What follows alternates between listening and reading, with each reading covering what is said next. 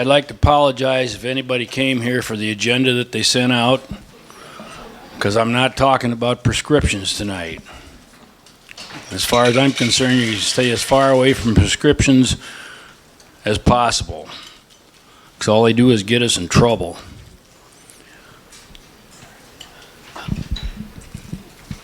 When I was in veterinary school, they taught us about the germ theory of disease. And the older I get, the more I don't believe that. I think disease is caused by a nutritional imbalance that lets that organism or the germ take over. It's an opportunist more than it is a primary infection. First of all, I've been accused of talking over people's head and talk with words that they don't understand. So if anybody doesn't understand what I'm saying, raise your hand, especially you two guys from Monticello back there.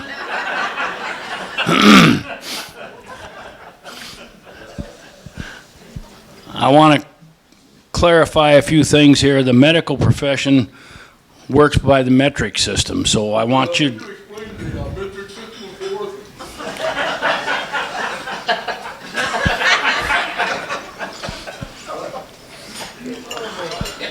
afterwards. The metric system is in multiples of 1,000. And volume in the metric system is measured in liters. 1 liter equals 1,000 milliliters. And 1 milliliter equals 1,000 microliters. Same way with weight. Weight is measured in kilograms. And 1 gram is equal to 1,000 milligrams. And 1,000 milligrams is equal, or 1 milligram is equal to 1,000 micrograms. Just to give you an idea what the magnitude of the measurement is. I will refer to 1 mil and 1 cc sometimes without even thinking about it, because they're equal. So if I say 1 mil or 1 cc, they're the same thing, okay? pH, your body has to maintain a certain pH in order for it to function right. pH is nothing but a measure of hydrogen ions, and it's measured on a scale of 1 to 14. 7 being neutral, anything below 7 is acidic, anything above 7 is basic or alkaline. Normal body pH is 7.2 to 7.3. Why do I tell you that? There isn't a cancer cell in the world that will live in an alkaline environment. So whatever we can do to maintain a higher pH above 7 is going to go quite a ways in preventing disease and cancer. I'm going to talk about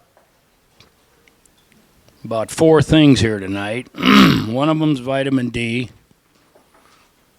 One of them is magnesium. One of them is iodine.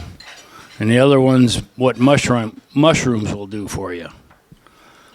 Why did I pick those? Because I could just about tell you just about everybody in this room is deficient in magnesium and iodine, and probably vitamin D. Vitamin D is needed for absorption of calcium and magnesium, iron, and zinc from your intestinal tract. And vitamin D also acts as a hormone. Does everybody understand the difference between a vitamin and a hormone?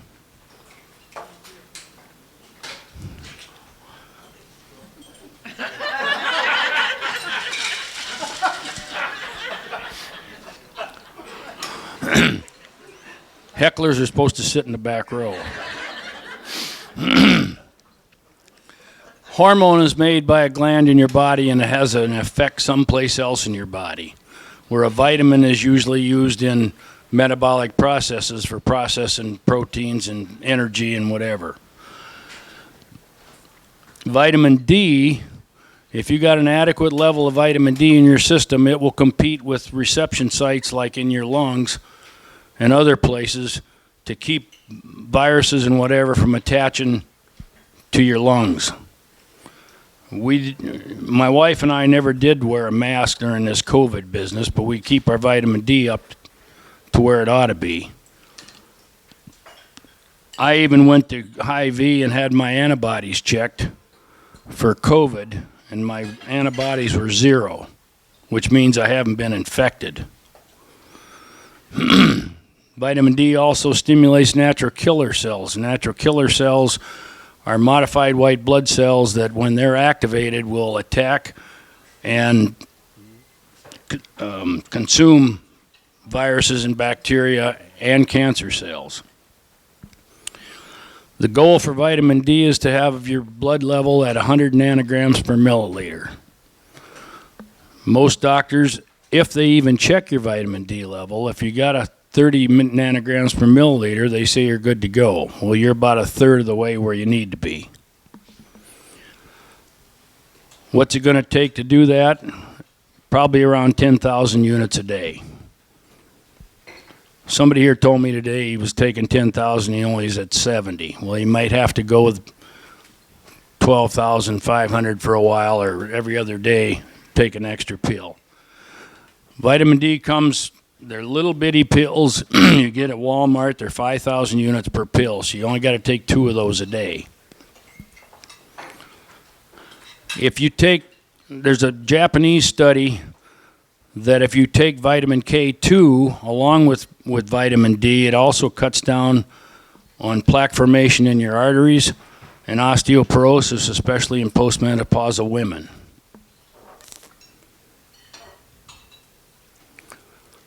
I put this chart up here to show you the interaction of all the minerals in your body and how they work. And I tell my farmer clients that if you can understand that wheel, you can start to understand nutrition. One of the things, and as an example, I'm going to show you, zinc is here and copper is here. If you look at this line, there's a double arrow there pointing at each other. Now, when we had COVID, these guys are all recommending you take an extra zinc. I think they're recommending 50 milligrams of zinc a day extra. Well, if you're taking 50 milligrams of zinc, you better be taking 12 to 13 milligrams of copper.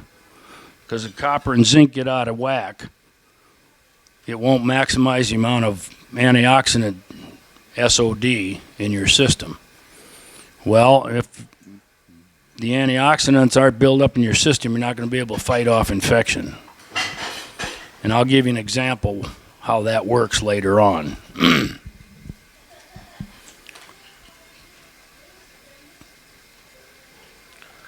Magnesium. MIT says 90% of the people are magnesium deficient. And 50% of those people don't even get the minimum amount of magnesium. Magnesium is involved in over 300 reactions in your body, especially in the mitochondria. Does everybody understand what a mitochondria is? Nobody. You guys from Monticello, you got that? You know what it is?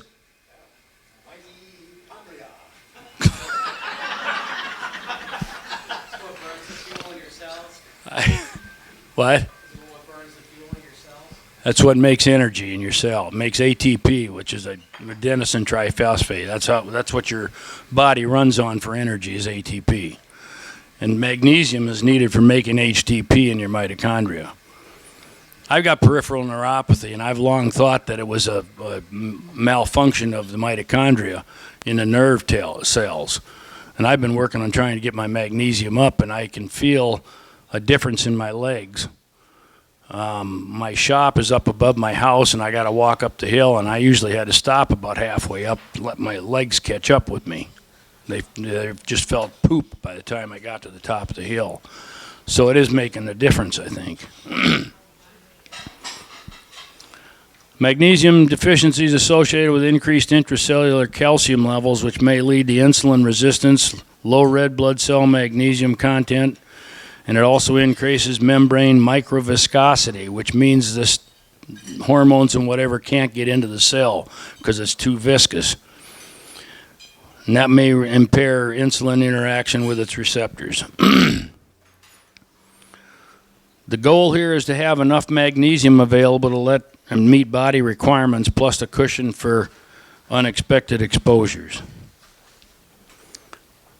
Problem with magnesium is it's got a laxative effect, and if you take too much magnesium, you'll get diarrhea.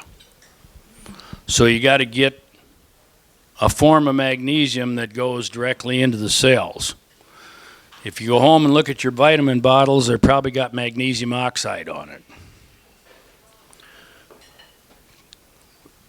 They use that because it's cheap. In reality, there's only about 5% of the magnesium in there is available for cellular use. The rest of it goes out the chute. Magnesium sulfate, citrate, and aspartate are fairly soluble, but there again, you can only go so high with those before you get the physic effect and you get diarrhea. Magnesium glycinate is a chelated trace mineral, and I know in livestock we've checked these chelated trace minerals, and they are more available than some of these other forms of minerals or whatever, but you still get the same effect with them. You can only go so high.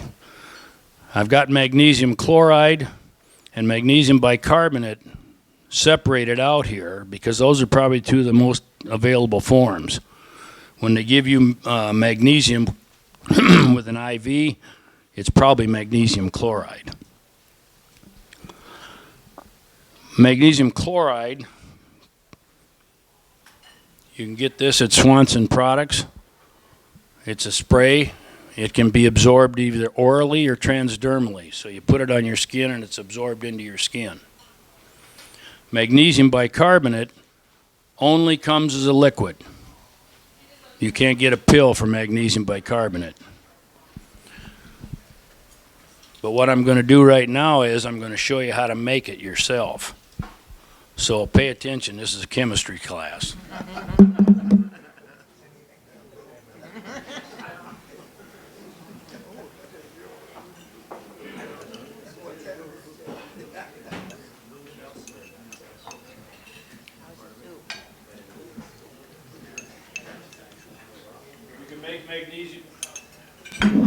You can make magnesium bicarbonate with seltzer water, which is carbonated water. You look on the label, and the only thing in here is carbonated water. No other additives or nothing, just carbonation. Combine that with magnesium hydroxide, milk of magnesia. You put that in there, it reacts with the carbonation in there and makes magnesium bicarbonate. I'll show you how that works.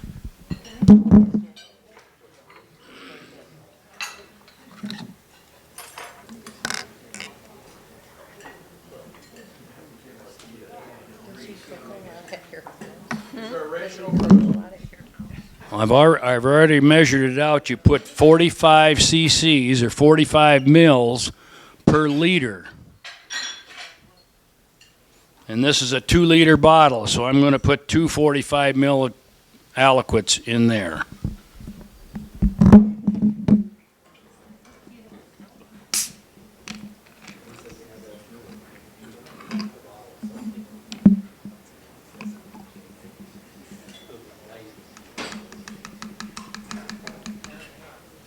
Watch out, it might blow up. Does it taste terrible? No, Can't even taste it? oh, look at it fizz. Put the cap back on. Shake it up. Now don't try this without putting the milk and magnesia in there.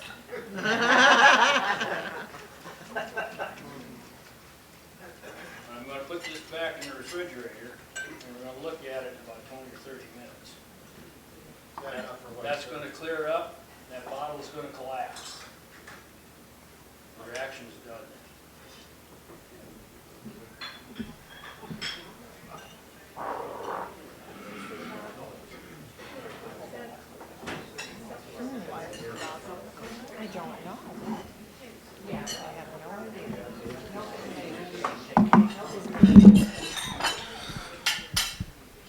There's no, I shouldn't say there's no good test, but there's two tests that the doctors would normally use, and one is a serum magnesium test, and the other one is a red blood cell magnesium. The serum test tells you what the magnesium level is in your blood at that point in time, and that's the only thing it tells you. I told you before, magnesium's involved in over 300 different reactions. Magnesium's constantly going in and out of your blood, pulling it out of the bones and in and out of the blood. It's moving all over. So when you run a serum test, it's measuring that magnesium in that blood at that point in time, and that's it. Serum or red blood cell magnesium is a better test of it because it gives you a longer pardon?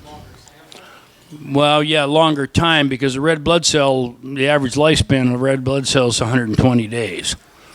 It's kind of like running a glucose versus an A1C. For diabetes, glucose tells you what your glucose is now.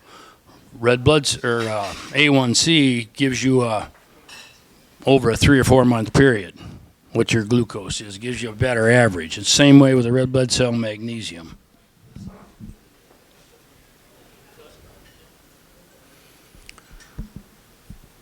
Inflammation is a cause of all disease, and if you can control the inflammation, you can keep disease from happening. Here's some of the examples of what causes inflammation in your system. Excessive levels of hormone insulin, and they think a lot of that's got to do with insulin resistance. They're not making enough insulin. They're making too much, and they're causing inflammation in the cells, and it won't absorb the glucose the way it should. Emotional stress. I think marriage would come underneath that example. Environmental toxins, heavy metals basically, free radical damage, viruses, bacteria, funguses, and other pathogenic infections. Obesity. Has anybody gone to a buffet lately and watched the people eating there? Some of them people got no business being there. Overconsumption of hydrogenated oils. My downfall was Cheetos and cheese balls. 'Cause I could sit there, I could take one of them big jugs of cheese balls, in about 3 or 4 days they'd be gone. Periodontal disease. How many has ever heard of a doctor wanting you to go get a dental appointment before he does surgery on you? You got an infection in your teeth, it might screw up his surgery. Smoking. Spirochetes such as Borrelia, which causes Lyme disease. Lyme disease is causing a constant inflammation in your system and causes other problems. Certain pharmacological drugs will do the same thing. Bruce, you touched on radiation. You skipped over it. Well, I mentioned it. What would you like to know about it? I'm sorry, I just didn't hear you say it. No. Didn't I? So what kind of radiation? X-rays. Too much sunlight, sunburn. That's inflammation in your skin. What about cancer treatment radiation? Probably. That's a whole nother different subject, Gary, because I think that doesn't make any sense to me. They're trying to treat a poison with a poison. So there's other ways of handling that. pH is one of them.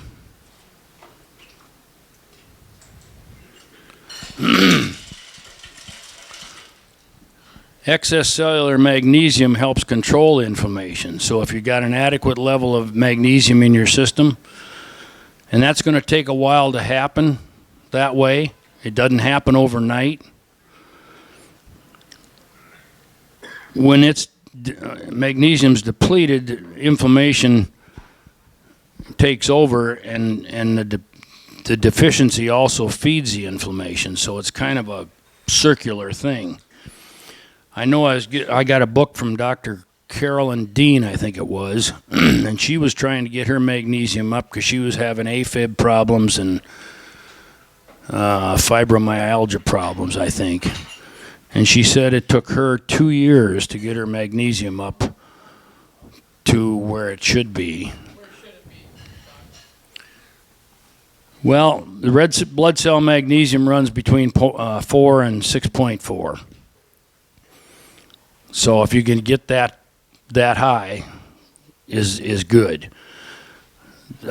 She has access to some research places, and they do an ionic magnesium, which is a better test of the magnesium level, and she was testing it that way.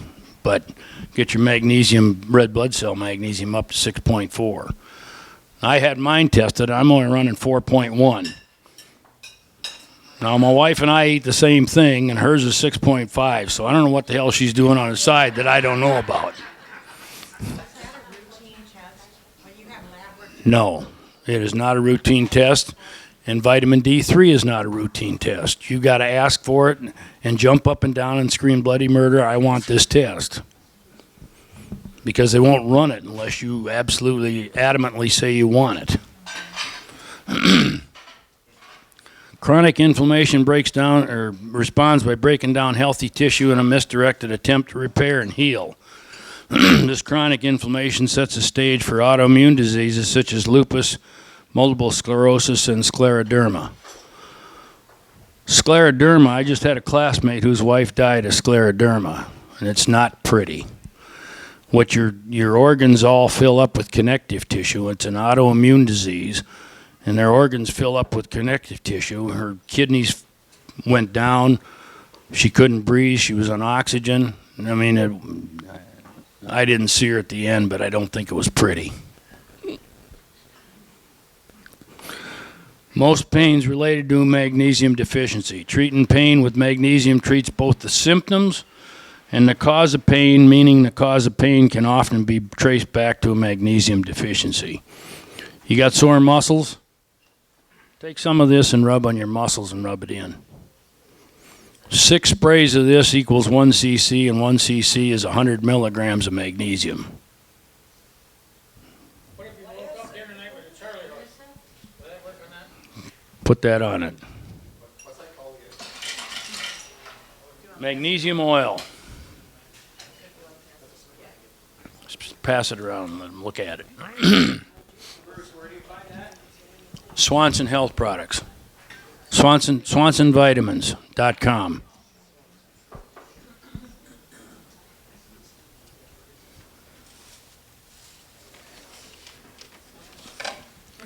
I just got one of their magazines in the mail today, or their catalogs.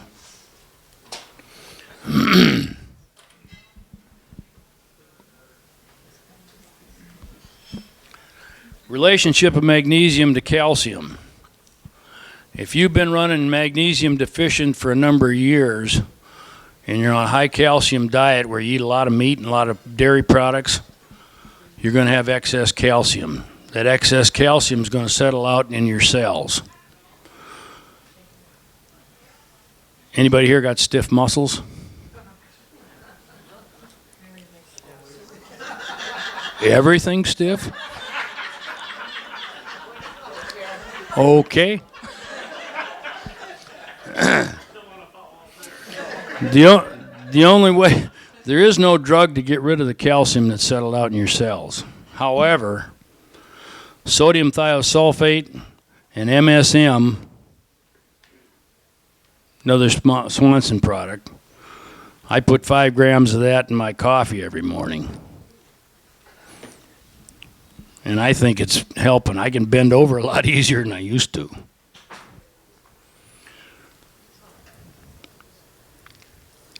These sulfur compounds will help solubilize the calcium in your cells, and if you got an adequate magnesium level, that'll fill in the cells where the calcium was.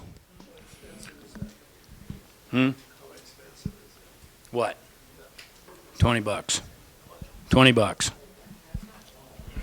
He asked, well, how much the MSM was. It's $20 for that pound jar, and that lasts quite a while.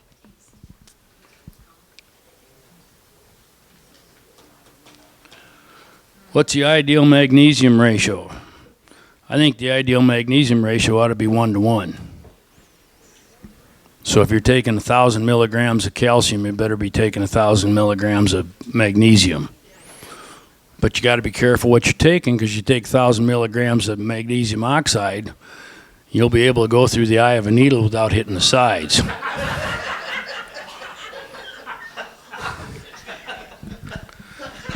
So you got to take one that's available. Now, I played with this on myself the other day, tried to see how much magnesium I could take before I started getting loose. I was up looser. Before you said it, I thought I'd get in there. I was up to 1,850 milligrams. Yeah. But I wanted to see how far I could go before I tipped myself over the edge. And I really wasn't all that loose at 1,850 milligrams, so. You take that when you don't give a shit, huh?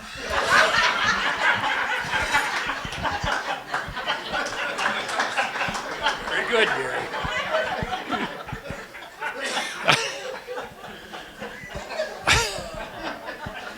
Oh, Jesus. Can I have another drink, please?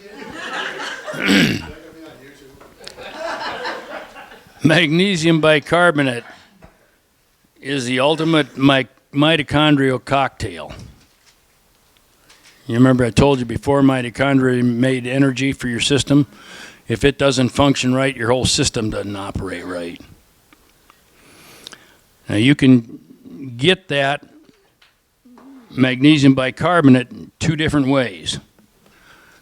You can use, let me get that other thing out of the refrigerator.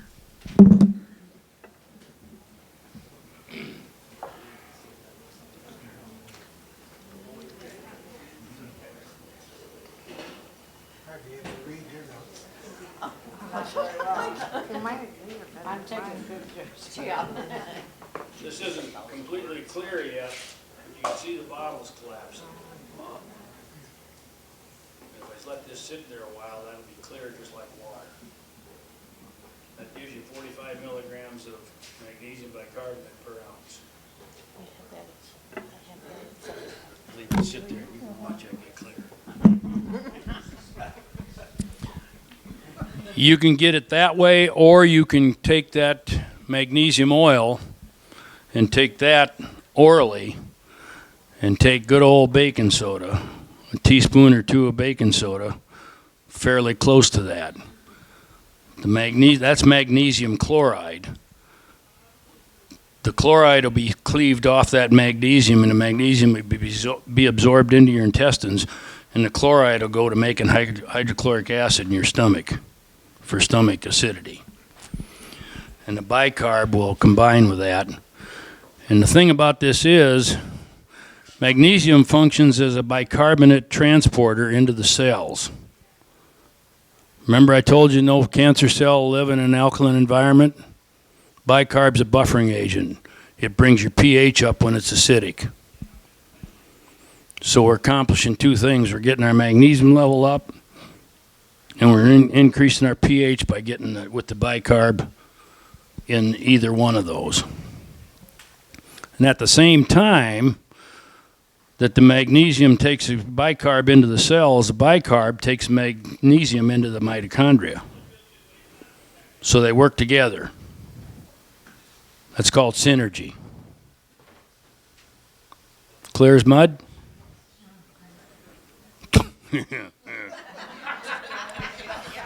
Okay.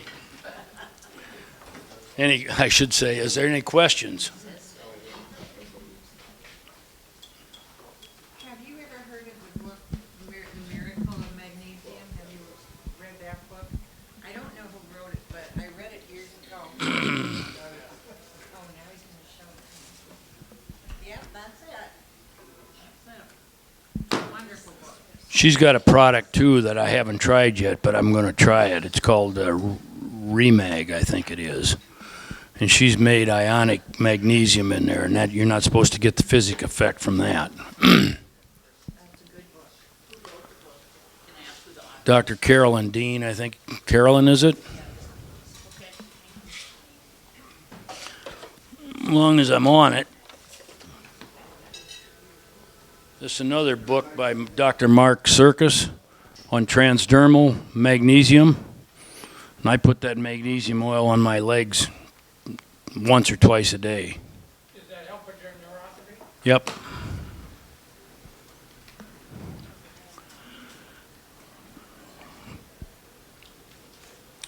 Other conditions that benefit from inadequate bathing of cells with magnesium: detox and chelation. Heavy metals is a problem.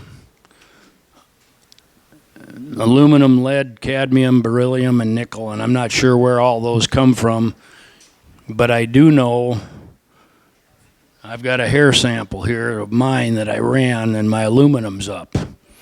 A while back, my aluminum was up when I checked it. I told my wife, quit buying pop and beer in aluminum cans and buy it in glass or plastic. Checked my hair later on, and aluminum came down to her just about nothing. Now, we've been frying in an aluminum fry pan. Since I found out that was high, we got an old cast iron skillet that we had down in the basement, got it out, and I'm frying on that now instead of the aluminum fry pan. But I went on Amazon, tried to find a fry pan that was not made out of aluminum, and it's pretty tough. Just about every one of them, you look at them, they're made out of aluminum. So we're exposed to this stuff all the time. But if you're magnesium deficient, those heavy metals will take the place in the cells of magnesium. So that's another reason to keep your magnesium level up. Have you ever heard of Magnolite for pan? Of what? Magnolite is a type of hot pan. What's that made out of? And that's what I've had it for over 50 years. It's hinges away and get real stirred. Touch up and a little, I can't hear you. Magnolite cookware? yeah. Magnolite cookware? You know what's that made out of? No, You don't? no, I don't. But it's a hot pan, aluminum, but it's heavy. Well, I'm not real good in the kitchen. My wife will testify to that. So I don't know about the different fry pans, but I got looking why my aluminum was up again, because we haven't bought pop and beer in aluminum cans forever. So I was getting it from somewhere. How can the average person just test for all these things, or do you have to pay a fortune to go to the doctor and beg them to do these tests? How do you keep track of them? Requestatest.com. They'll give you a doctor's order. You go to the hospital and have them pull a blood sample and send it in to them. Requestatest.com.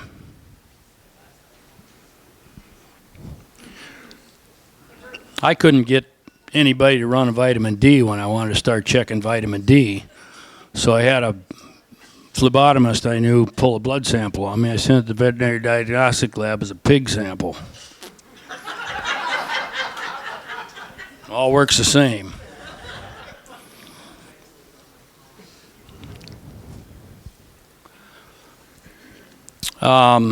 Parkinson's, multiple sclerosis, and Alzheimer's have all been associated with heavy metal toxicity. In a trial of 30 epileptics, 450 milligrams of magnesium supplied daily successfully helped control their seizures. Because of its nerve and muscle support, magnesium is helpful for nervousness, anxiety, insomnia, depression, and muscle cramps. When I was in practice, we had a condition in pigs called tail biting.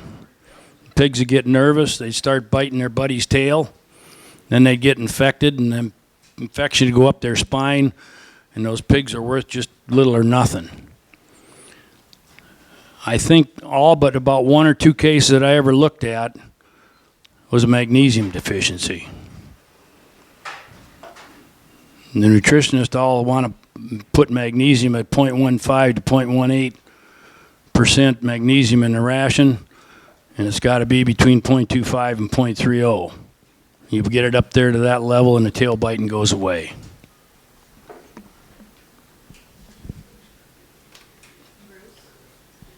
We have a daughter who had surgery.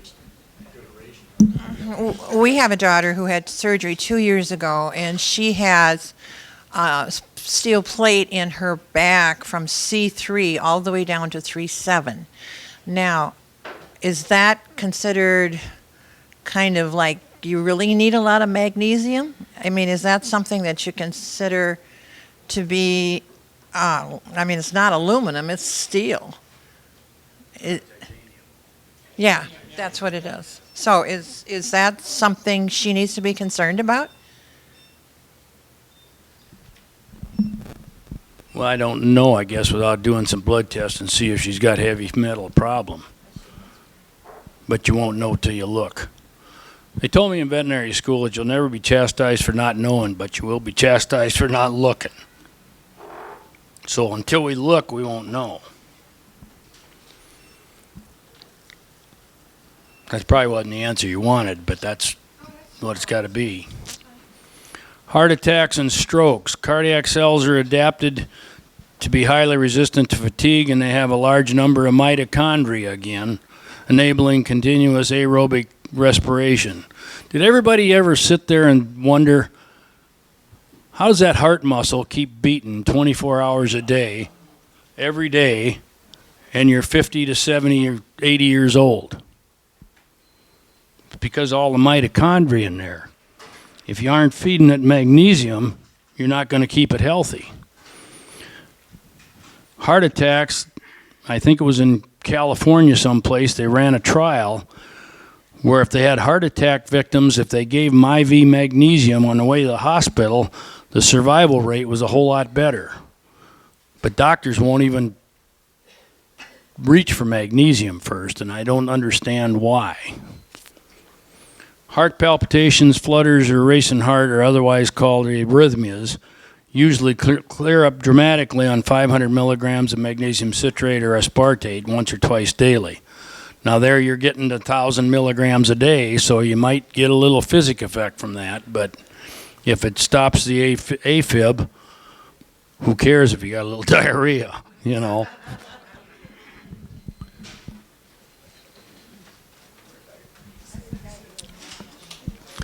Dr. Matthias Rath believes heart attacks and strokes are not true diseases, but the result of nutritional deficiencies.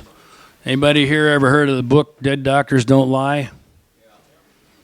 Written by Joel Wallach, who was a zoo veterinarian, and he posted animals all over the world. And he said, I don't know if I've ever posted one that wasn't due to a nutritional deficiency. And I'd have to agree with him.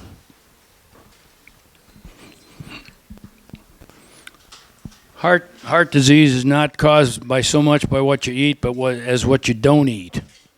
It's difficult for the average person to understand that nutrients such as beta-carotene, which is a vitamin A precursor, or turns into vitamin A, C and E, and the mineral selenium are more important to heart health than how much cholesterol is in your diet. I hate to keep referring to animals, but we had a condition in pigs called mulberry heart disease. It's caused by vitamin E and selenium. You get the vitamin E and selenium up in the ration where it should be, and there's no more mulberry heart disease. And these pigs would just be good-looking pigs and keel over dead.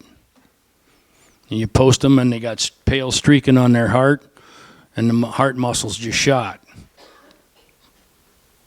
Hey Bruce, tell them what Dr. Wallach went on to become. I'm not sure I know. Naturopathic doctor. Did he? Yes, he did. I think maybe I did hear that. When you say that, I couldn't remember it, though. Well, if you add magnesium and niacin to that list of things up there, it pretty well wipes out all rational defenses the pharmaceutical companies have to promote their dangerous, ineffective drugs. But you got to do your homework ahead of time. Vascular disease. Magnesium deficiency is directly correlated with most cardiovascular problems, including high blood pressure, and is surely involved in plaque formation in your arteries. Magnesium has long been assumed to have an anticoagulant properties. Blood that's too thick may lead to blood clots, and thick blood can lead to a condition called deep vein thrombosis. Anybody here know anybody that ever had that? It's not very nice. Blood clots can also come from thin blood that comes into contact with plaque, which triggers blood clot and sluggish blood flow, such as in atrial fibrillation. Multiple sclerosis. Evidence is mounting that low levels of magnesium contributes to the heavy metal deposition in the brain that precedes Parkinson's, multiple sclerosis, and Alzheimer's.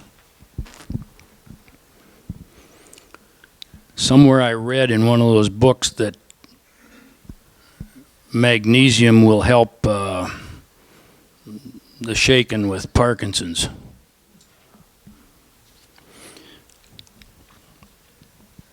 Diabetes. Magnesium is necessary for production, function, and transport of insulin. Magnesium deficiency is also associated with insulin resistance. I told you before it had something to do with the microviscosity of the cells and can't get the insulin into the cells. That's why. Endocrine function.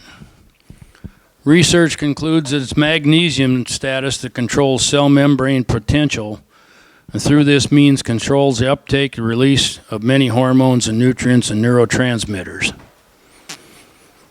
Transdermal magnesium has been shown, that's magnesium oil, I don't know where it ended up at,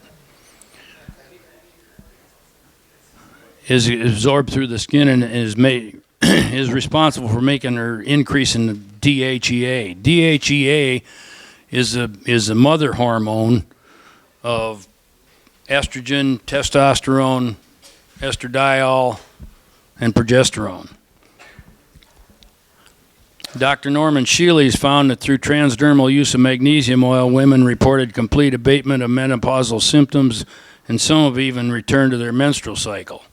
Now, that may not be news to somebody or good news to somebody, but it shows that things are getting back to a normal state.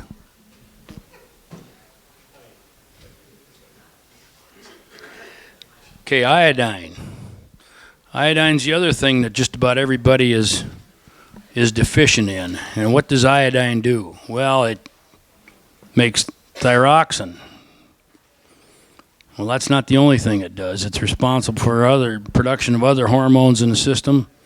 It's responsible for proper immune function. It has potential antibacterial, antiparasitic, antiviral, and anti-cancer properties. Now, anybody here had surgery? When you go into surgery, they paint your skin with iodine. Why? Because it kills all this stuff. And there's nothing that I know of that's built a resistance to iodine. And everybody's quit using it. Iodine's effective for fibrocystic breast and ovarian cysts. The reason for that is iodine's needed for maintaining physical structure of glandular tissue. That would be breast tissue, ovarian tissue, prostate tissue, thymus tissue, thyroid tissue, anything that's a gland. Iodine's responsible for maintaining the physical structure of that gland.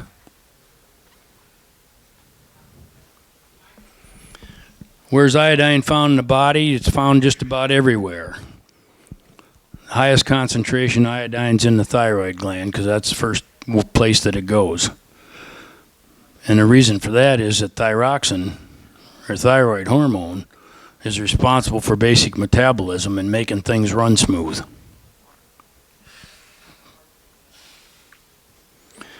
Iodine tends to be concentrated on the glands of the body, like I said.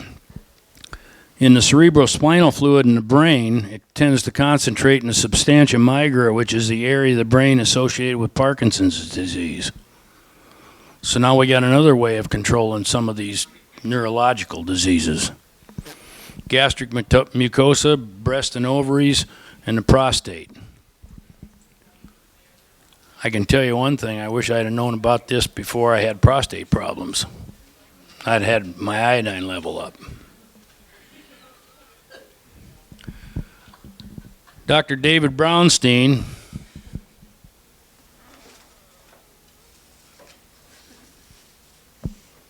and this is his book, where I got a lot of this information, has done a lot of the work on iodine. He's shown that 96% of his patients, he comes in, and I think he checked 6,000 or 7,000 patients or something like that in there, and 96% of them were low in iodine. The recommended daily allowance for iodine is 150 micrograms per day. Iodized salt, on the other hand, only contains 77 micrograms per gram of salt.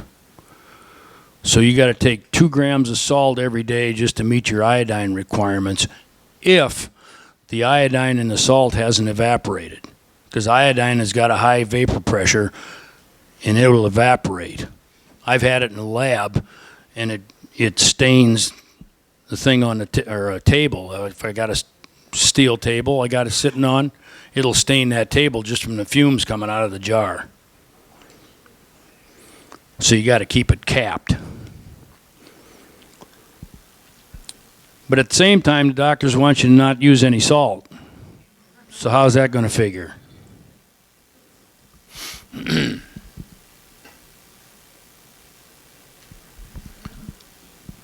the 1960s, iodine was used in bakery products as a dough conditioner. Is added so that one slice provided the recommended daily allowance for iodine of 150 micrograms. Well, a few years later, some research figured out that maybe iodine helps cause malfunctioning of the thyroid, which according to Dr. Brownstein is just hooey. 10 years later, bromide was added to replace the iodine. Well, iodine, or bromide, fluoride, chloride, and iodine are all halogens on the chemical periodic table. They replace each other because they're the same family of minerals. Bromide, there's no function for bromide in the body whatsoever. And if you got extra bromide in your system, it can cause a goiter because it's taking the place of iodine in the thyroid gland. Where the thyroid gland needs iodine, it doesn't need bromide. But bromide's also been proven to be a carcinogen. Everybody know what a carcinogen is? Causes cancer.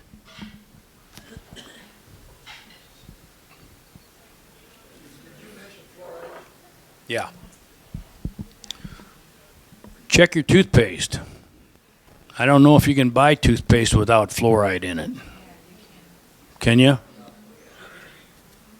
Well, I didn't research that, but It's on the top shelf in Walmart. where you can't reach it. Yeah. I think we have it. I think isn't it Hello? Yeah, that's the name of it. There's several. I think Burt's Bees puts one out, and then this brand Hello. Hello with an H? Hello? Okay. Everybody hear that? Hello toothpaste doesn't have fluoride in it. Top shelf in Walmart.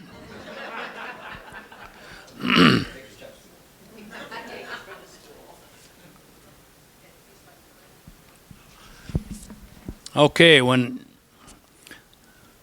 according to Dr. Brownstein, the best way to get iodine is a combination of sodium iodide and iodine. A researcher by the name of Lugals determined back in the 1800s iodine is not soluble in water. But if you mix that sodium iodide and iodine together, the iodide in there will take it into solution. It'll make a solution. Looks like that.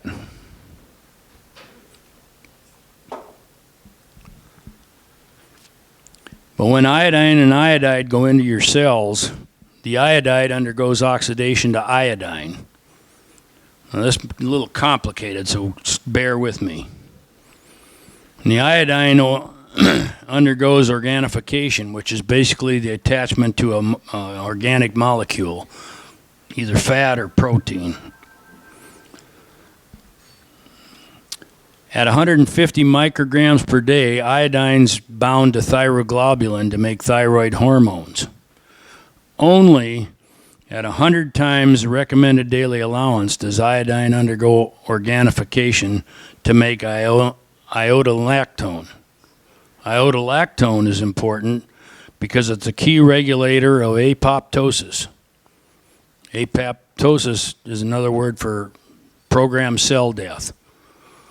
Cells are all born, cells all die. Apoptosis. Okay?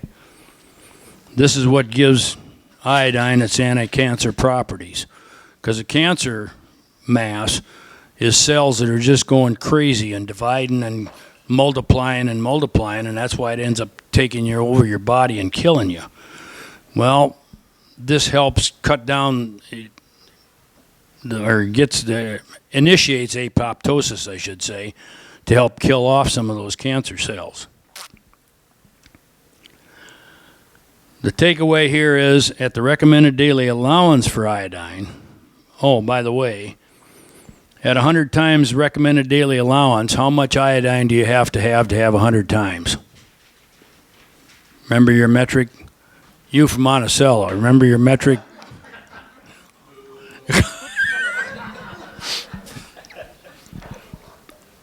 How much is that going to be?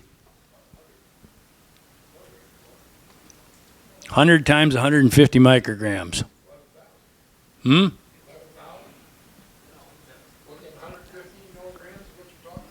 Be 15,000 micrograms. How many milligrams is that?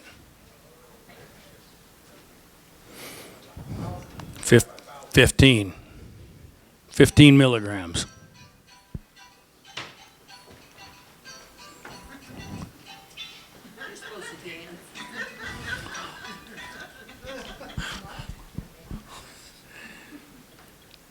Takeaway here is that a recommended daily allowance of iodine, you'll prevent goiter, but you won't do anything else as far as preventing cancer or working on cancer or the other things. And I'll show you here.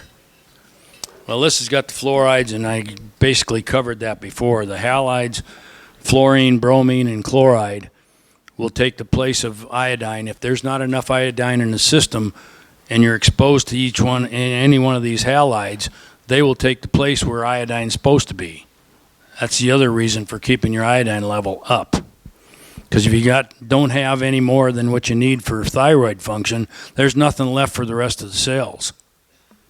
Okay? Here's what I was wanting to know. Breast cancer. Like I told you before, iodine's needed for the architecture of glandular tissue.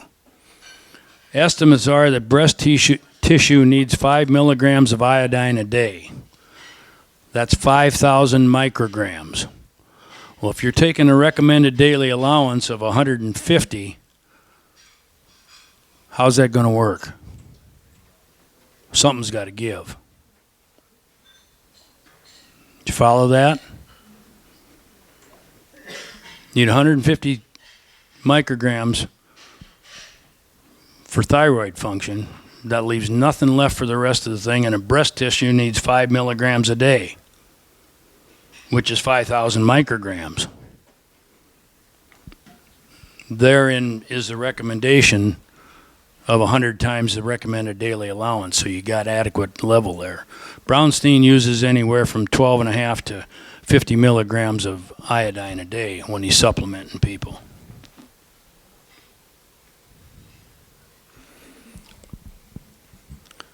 Therapeutic actions of iodine. It's antibacterial, anti-cancer, anti-parasitic, antiviral, and it elevates pH. Why is that important?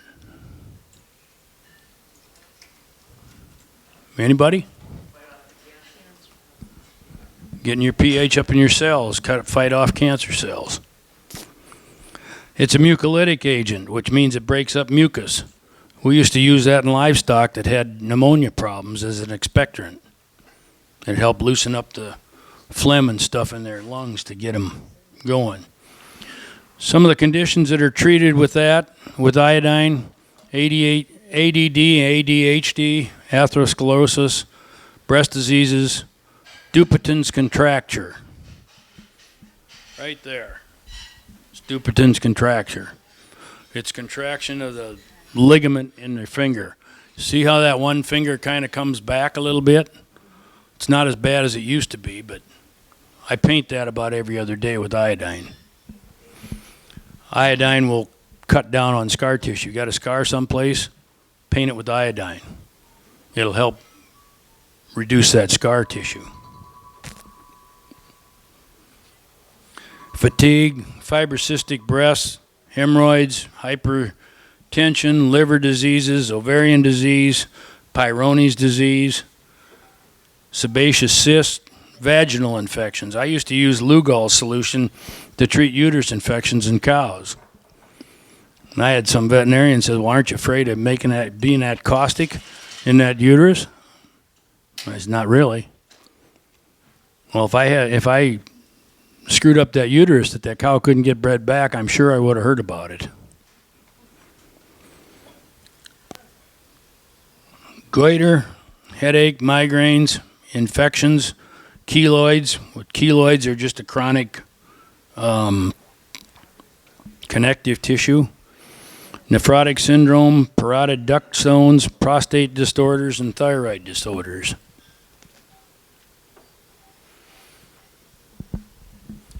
Iodine is truly an anti-infectious super medicine, and nobody uses it anymore. They think they take some iodized salt and they got enough iodine. Well, I'm here to tell you, you ain't got nothing.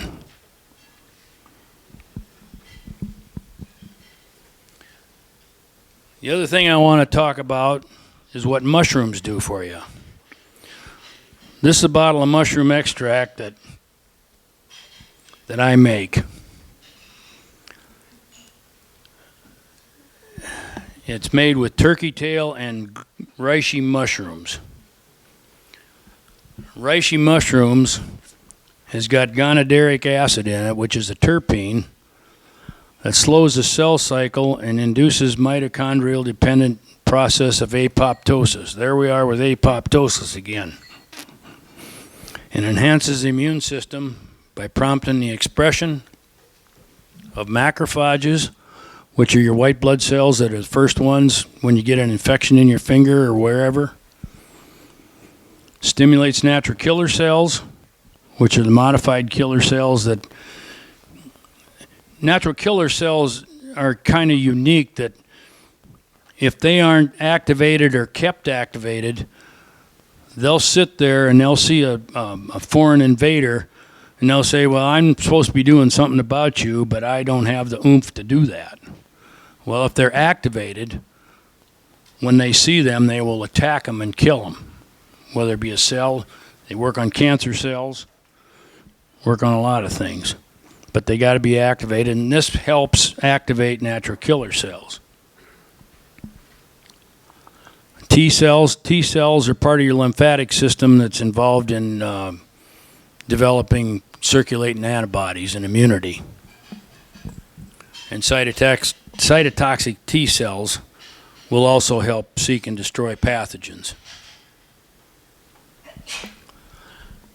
According to the integrative cancer therapies, reishi mushrooms have been used in Asian countries for several reasons relating to health and longevity. The Japanese call a reishi mushroom the mushroom of longevity. Ganoderma lucidum, which is the scientific name for reishi mushrooms, also suppresses cell adhesion and cell migration of highly invasive breast and prostate cancer cells, which means it cuts down on metastasis. You know what that is? moving from one area to another.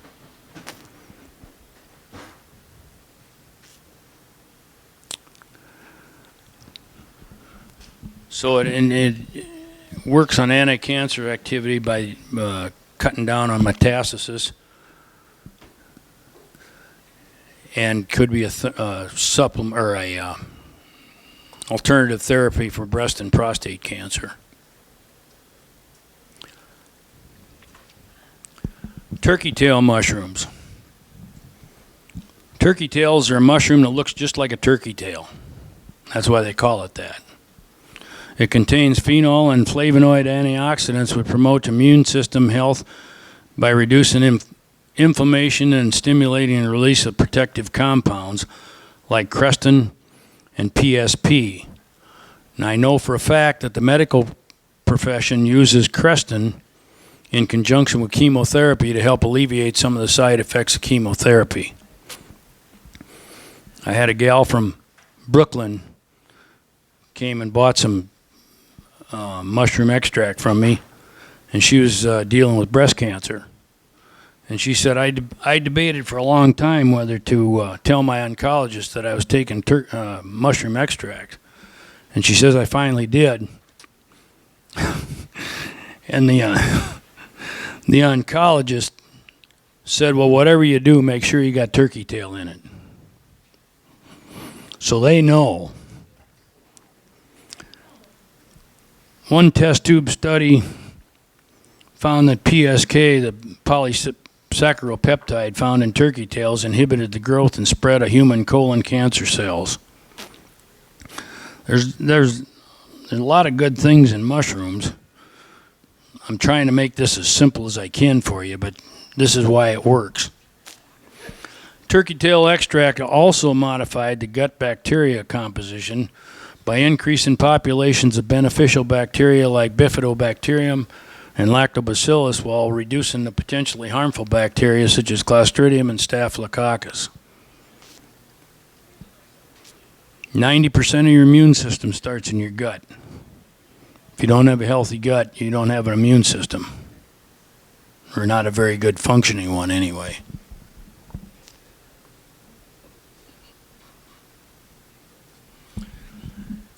Okay, here's a real life example of what I was telling you and why I'm telling you how this stuff works. My wife doesn't know why I show these pictures all the time, but I don't think she understands what the deal is. This is a calf from a 1,000-cow dairy that I work with up in Bagley, Wisconsin. When I went up there, and they called me up looking for Clostridium antitoxin. A classmate of mine told me that I might be able to get them some. Well, I couldn't get any because Pete had got a hold of it and put the kibosh on it, and there was no Clostridium antitoxin. They were having scours in their calves. I said, well, we're doing some other things you might be interested in. If you want me to come up and talk to you, I'll come up and talk to you. So I went up and talked to them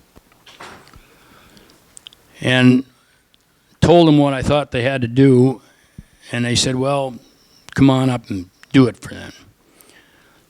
I pulled some blood on these calves when they're first born, and these calves are born vitamin A and D deficient. I'm scratching my head thinking, how the hell can this be? God didn't make this system this way. They shouldn't be vitamin A and D deficient when they're born.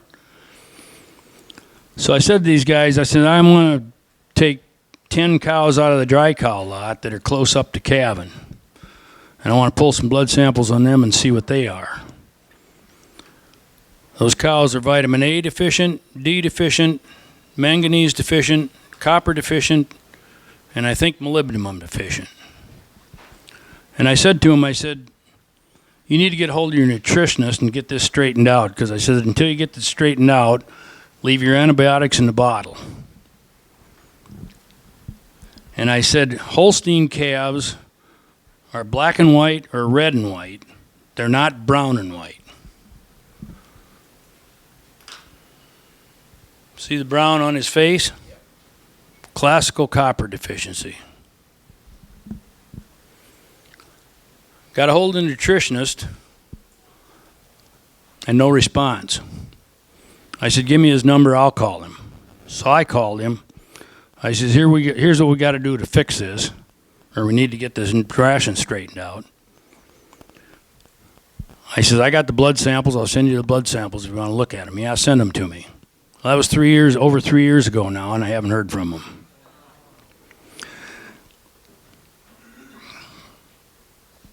I said to these guys, I said, until you get this straightened out, you can treat these animals till you're blue in the face, and you're not going to be happy with the results.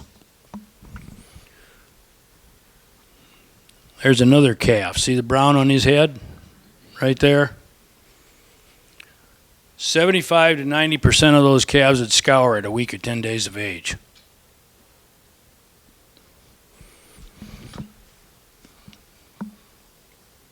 Here's what they look like when they're fixed.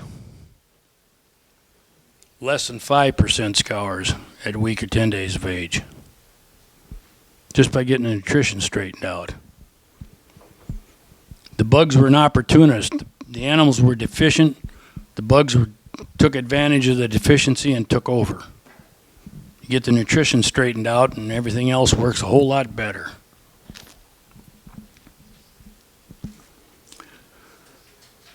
So that's pretty much all I got. Some of you maybe are sitting there thinking, I know you are. Thinking Doc's just full of so much hooey. And now you can sit there and believe me or not, but you got an alternative. You can listen to the famous philosopher George Carlin.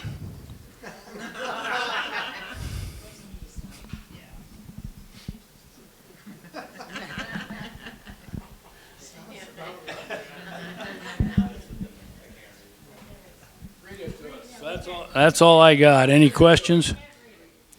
They can't read it. Well, if you wouldn't sit in the back pew, you wouldn't have a problem. Everyone appreciates your honesty until you're honest with them, and then you're an asshole. You mentioned the pH of the gut. Are you talking the stomach? No, I'm talking about the pH. I'm talking about metabolic pH, the pH of your whole system. You said it needs to be above 7, if I remember correctly, with my background. I'm not sure. How do you get there? Pardon? How do you get there? How do you get to 7? Magnesium, iodine, bicarbonate. All what you talked about will put you to 7. Well, it'll keep you more in the normal range, and it'll keep cancer cells from starting because it's in an alkaline environment.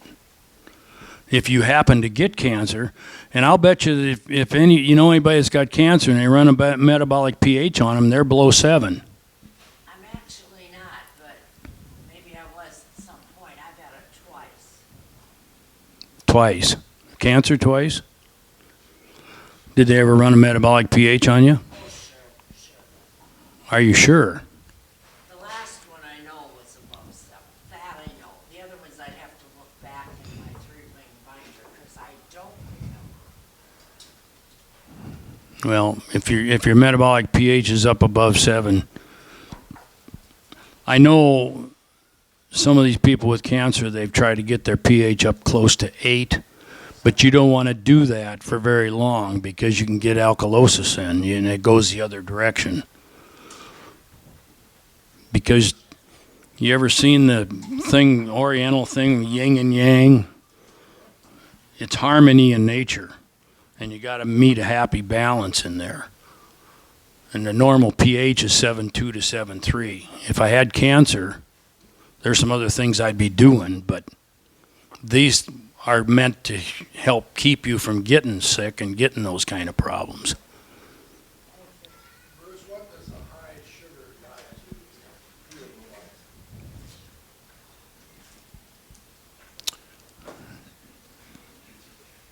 High sugar diet? A lot of sweets, bread, can't honestly answer your question, Gerald, without doing some research on it. And I'm not going to tell you something that I don't know, so.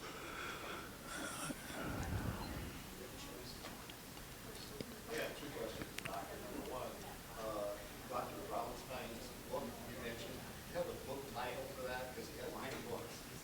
Which book is his title? Iodine, Why You Need It. You can get most of these books on Amazon for $12 to $20. And then also, secondly, do you have any comments or recommendations on probiotics? I'm taking a product called Florafin right now. Is that a good thing or bad thing? I wouldn't know without looking at it to see what organisms they got in it. You want bifidobacterium in there for one. Bifidobacteria. And I'd have to look and see what I've got at home. There's 3 of them, the one that we got at home, that are the ones that I've done research on where they get a more even microbiome with that probiotic. So, and I can't remember what they are. There's a bunch of different bifidobacteria, and I think there's 2 or 3 of them in this one that I've gotten, plus maybe a lactobacillus too. So. This one is required to be refrigerated all the time. Was it liquid? I don't know why it'd have to be refrigerated. Don't know. Gary. You talk a little bit about acid reflux and hydrochloric acid supplements? Hydrochloric acid and what? Acid reflux and a hydrochloric acid supplement.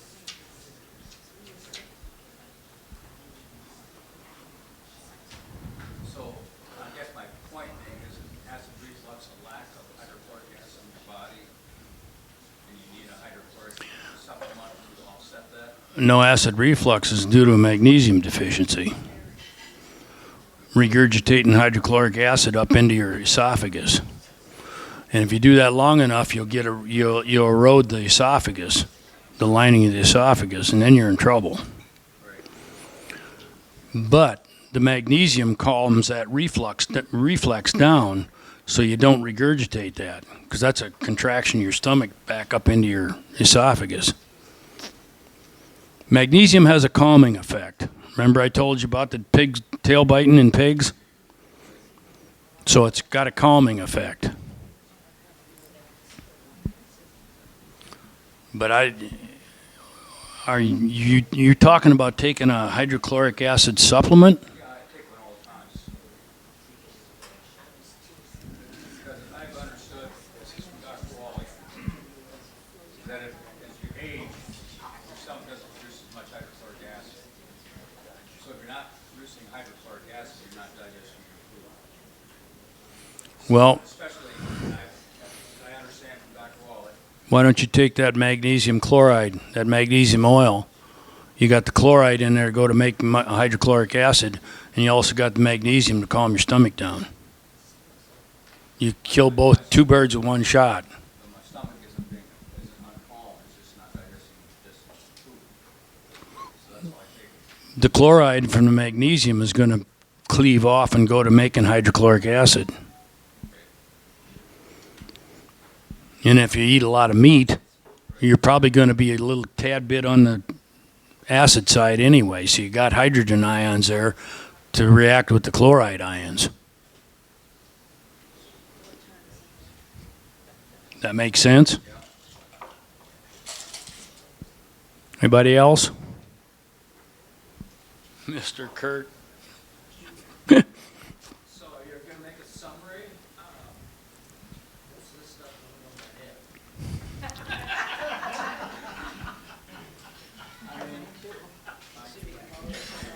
Keith, would you want to come up and give a prayer for Paul? Do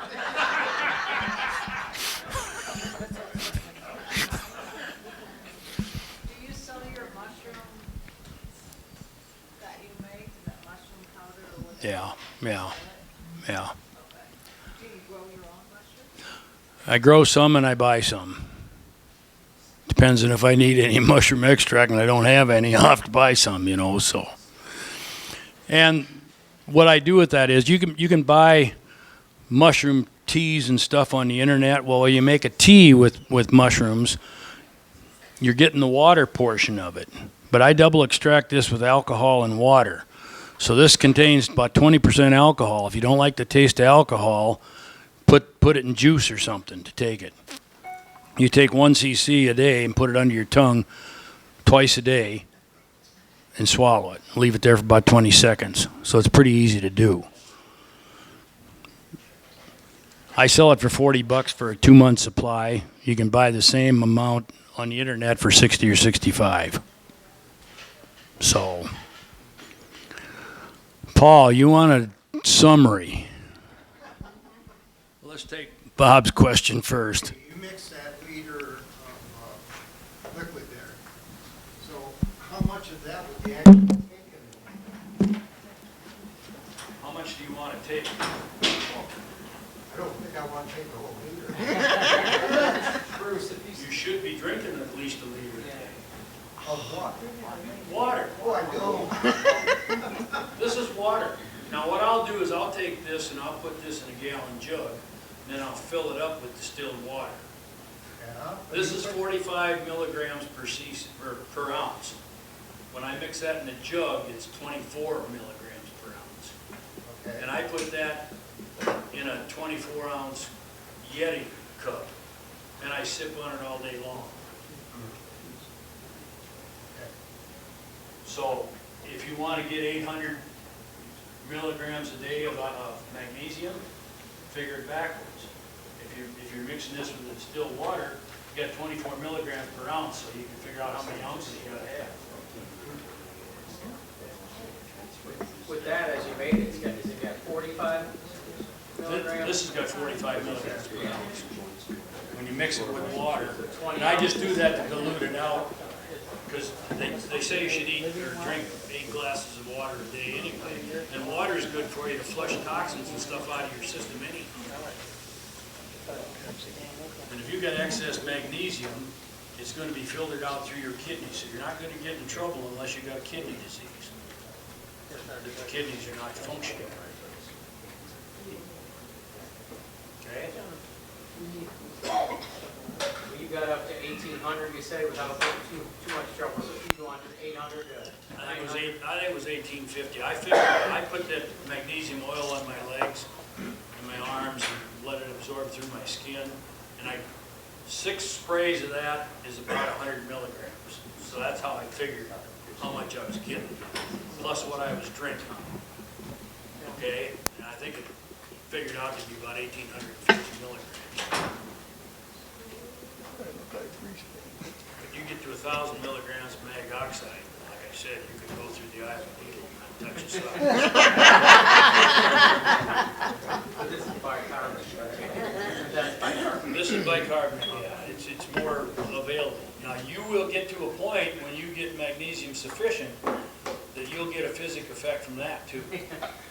Same effect? But it just takes, well, you get diarrhea, loose stools. But by that time, you already got a magnesium and bicarbonate into your system. And you're getting closer to meeting your magnesium requirement. Okay? Paul. How much time have I got?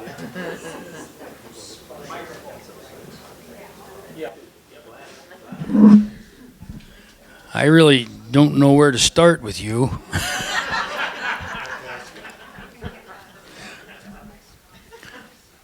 Remember when I started, the premise of this was pH. The cancer cells will not live in an alkaline environment. So the things that I've told you to do with magnesium and iodine, everything there is going to promote a higher pH, and magnesium is needed for over 300 enzymatic reactions in your body. So if you're deficient, something's got to give. Okay? And like I said, if you're on a high meat diet, and dairy diet, you're going to have excess calcium in there, and you need more magnesium just to counteract. When you go back to the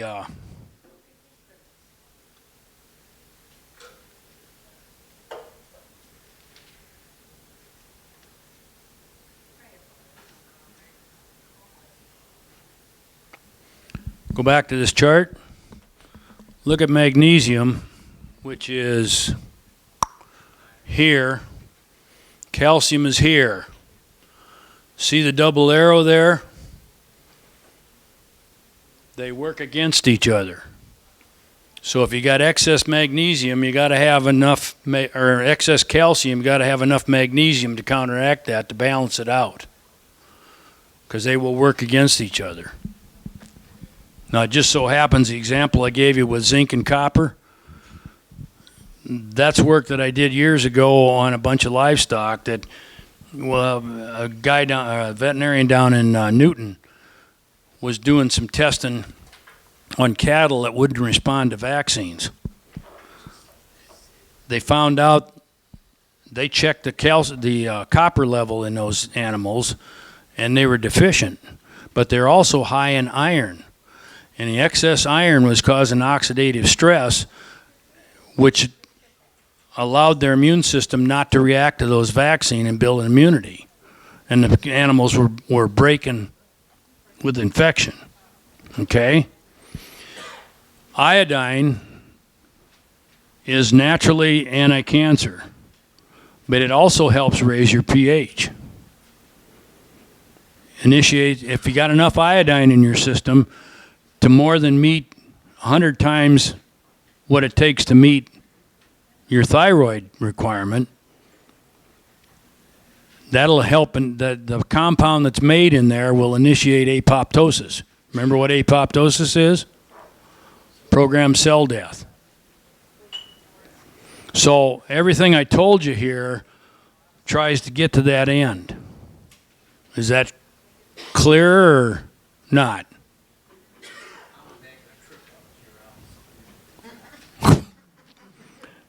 I won't be home tomorrow.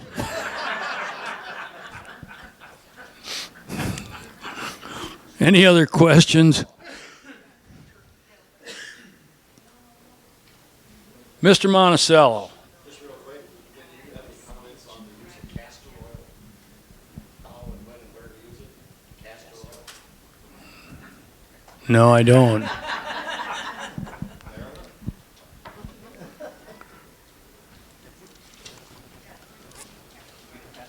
What might I ask you using castor oil for? She asked the question, I'm just the intermediate. Well, what's she using it for?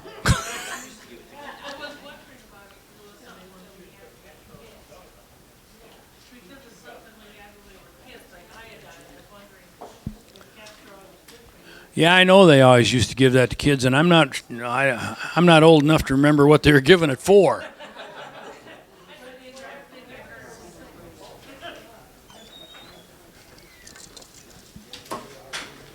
Yes, sir.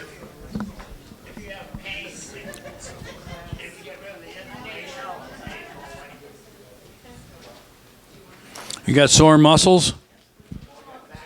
Rub some of that, or have your wife rub some of that oil on there. And if that's not cutting it, you can go on Amazon, and they've got a product there. It's I think it comes in a little 4-ounce bottle or 4-ounce jar. It's a cream that's got Demoso, and Demoso is a sulfur compound. And remember, I told you sulfur will help mobilize the excess calcium in your muscles, and your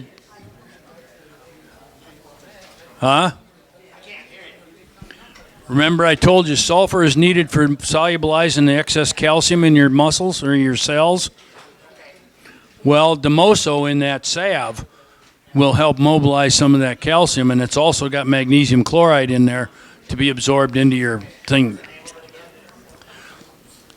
I'd have to look on Amazon. I just saw it the other day, and I'm going to get a jar of it myself just to have on hand.